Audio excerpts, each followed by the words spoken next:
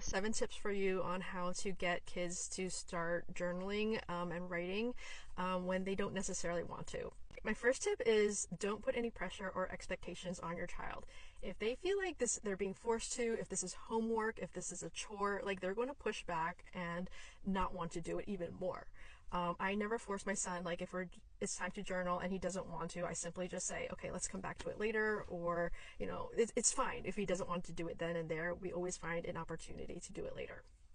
Okay, the second tip is that my journals are meant to be done as a family journal. That's not to say like kids can't have their own private diary, which is a very separate and different thing. But when we have our family journal, it means that everyone participates. So we are a co-parenting family. So his dad writes in it, I write in it, and my son writes in it. And sometimes if my son goes to stays at his uncle's house, or if sees his grandparents, they're going to write in it too. So this is like a joint effort on everyone's end, because as I said, we don't want to put pressure on our child to, it's not all on them.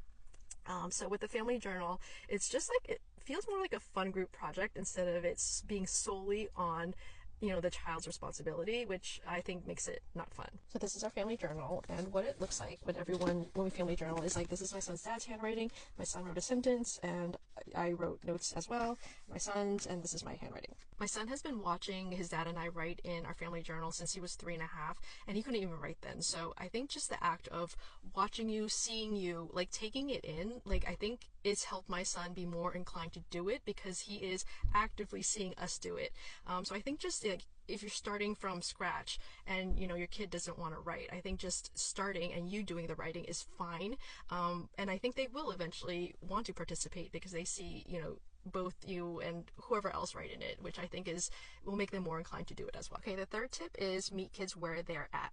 I know your kid is older, but how I got my son started writing is that he actually asked, he was learning his sight words and he would ask, can I write my sight words? And this is really great for kids that are 4 and 5 years old. My son is 7 now, and he's writing a sentence at a time.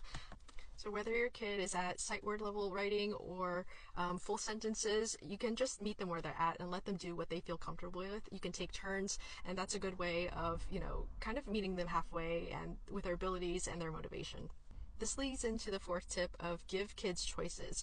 Instead of asking my son, what do you want to journal about today? Sometimes I'll just say, what color marker do you want to use in your journal entry? Or I say, what do you want to draw about today? Do you feel like drawing or writing? So these are some questions that you can give to kids as far as giving them a choice as far as okay, they're going to do it, but which one is it going to be? Tip number 5 is to journal about topics they're interested in. We usually write about what happens at each home, highlights of the day, and there's not always something interesting going on, to be honest. So you can definitely use journal prompts. You can just Google search some on the internet, and there will be a ton that comes up that are really interesting and fun. But also you can do a theme. So say you could pick soccer, right? Your son is interested in soccer. For Monday, you could journal about who's your favorite soccer player and why. Tuesday could be on which soccer skill would you like to improve on. So things like that are just setting some questions for the week could be a really good technique to get them interested in writing. Tip number 6 is to set a timer. I have one set every night, 7:30 p.m., and that coincides with when we brush our teeth, which is just a really simple way of we have 2 minutes to brush our teeth. We're going to think about what we're going to journal about. And so then when we finally get to bed, we can quickly do the entry, and we're just ready for it. The last tip, number 7, is to leave the journal out where it's accessible and ready to be used.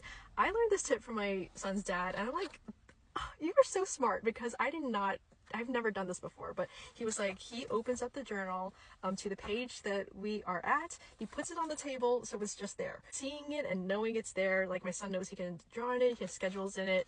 It's just his one-stop shop tool for his, for everything. I hope these tips help. There are some days where my son still, as I said, isn't in the mood, doesn't want to, and that's totally fine. The point is, if you keep on doing it, it does become a habit, and, it takes some time. So be patient, and implement these tips and play around with it and see what works for you. I will have all of these tips written out in this group, and if you'd like to join and connect with other parents who are also journaling. So if you have any other suggestions about this topic, please let me know, and let me know how it goes.